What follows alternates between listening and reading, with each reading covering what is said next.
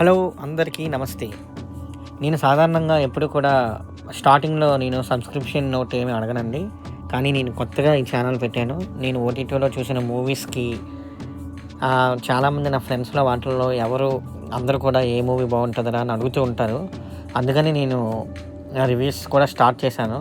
Just money కోసం కాదండి. Just మామూలుగా నా రివ్యూస్ పంచుకుందామని. ఎవరైనా అడిగితే ఈ వీడియో రివ్యూ ఇచ్చేద్దామని. కానీ చాలామంది మంచి రెస్పాన్స్ వస్తుందండి. అంటే ఈ మధ్యనే స్టార్ట్ చేశా గానీ మెల్లమెల్లగా రెస్పాన్స్ వస్తుంది.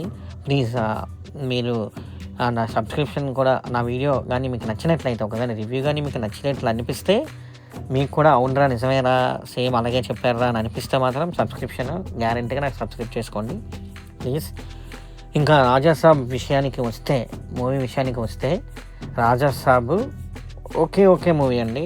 అంటే ప్రభాస్ గారు యాక్టింగ్ ఇంక మనం చెప్పక్కర్లేదు.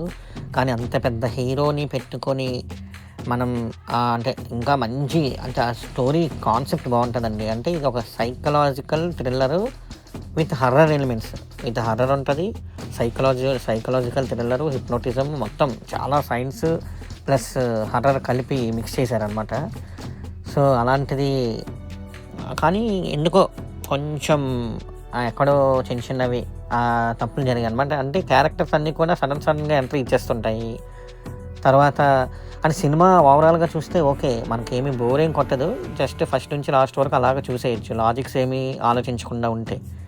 సో కానీ లాజిక్స్ ఆలోచించామంటే మాత్రం చిన్నవి మనకు అనిపిస్తాయి అనమాట. సెకండ్ హాఫ్లో ఒక సీన్ ఉంటుందండి, చాలా బాగుంటుంది. అంటే నేను చెప్పదలుచుకోలేదు కానీ జస్ట్ చిన్న హింట్ ఇస్తున్నాను. సెకండ్ హాఫ్లో మామూలుగా అక్కడ హాస్పిటల్లో ఉంటాడా, ఇంట్లో ఉంటాడా అన్న కన్ఫ్యూజన్ మనకు కూడా వచ్చేస్తుంది. నిజంగా నేను ప్రభాస్ అసలు హాస్పిటల్లో ఉన్నాడా, ఇంట్లో ఉన్నాడా, ఎక్కడున్నాడు రా బాబు అన్న కన్ఫ్యూజన్. అంటే క్లైమాక్స్లో అనమాట అది అనిపిస్తుంది అనమాట మనకి. ప్రీ క్లైమాక్స్లో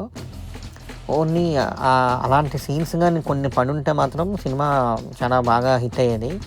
కానీ అంటే మనకే మైండ్ గేమ్ లాగా ఉంటుంది అనమాట. మన మైండే అటు ఇటు ఆలోచించలేక అమ్మో అక్కడే ఉండాలి, లేదు అక్కడ ఉండాలి అన్నట్టు అనిపిస్తుంది అనమాట.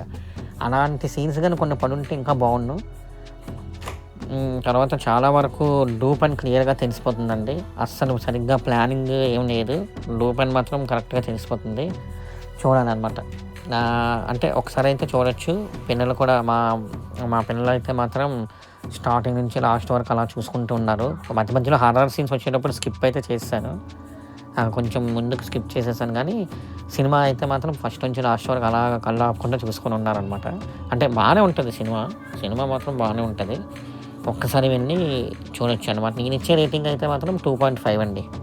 2.5 ఏమి లాజిక్స్ ఏం ఆలోచించకుండా జస్ట్ టైంపాస్ కోసం ఓటీటీలోనే కాబట్టి వెళ్ళి చూసేయచ్చు. ఇదైతే హాట్స్టార్లో ఉందండి, జియో హాట్స్టార్లో అవైలబుల్గా ఉంది. చూసేయండి. బాయ్.